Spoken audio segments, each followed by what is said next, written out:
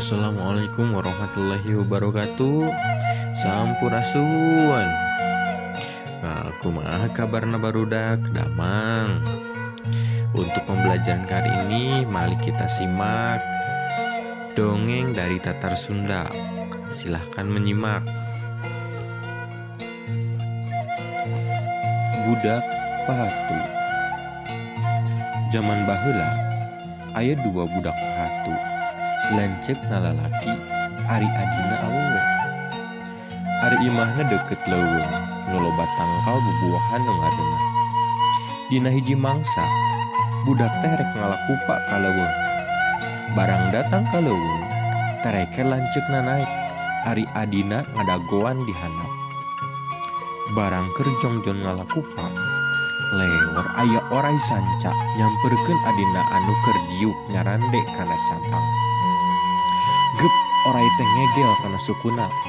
Budak teh hariri ngawi.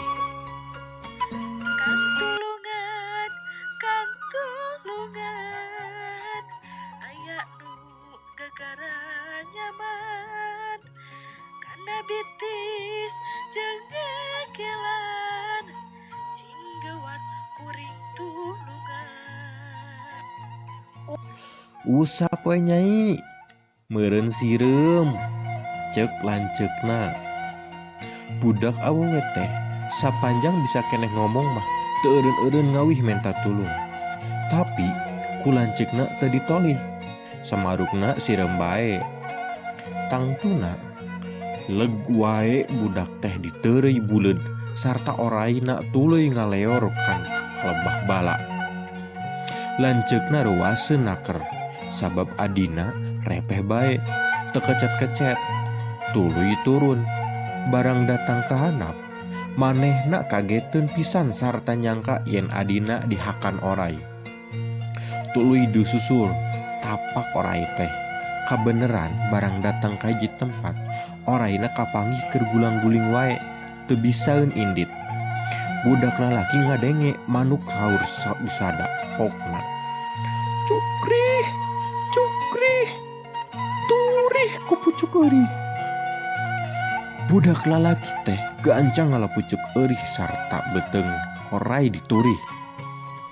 Kurehel adina kapanggih di jero beteng orai.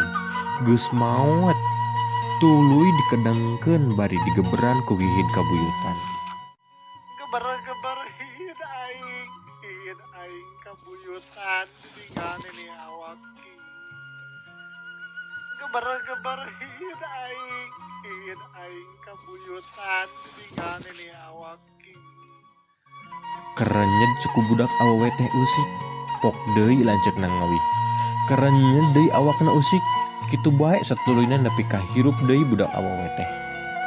Gabrug rontok lanceukna tina sukuna sarta omongna.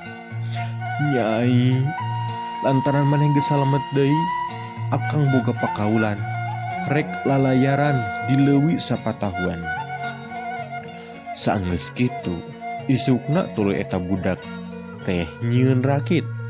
Poe eta keneh rakitna anggeus sarta dipake senang-senang lalayaran kuduaan di leuwih sipatahunan.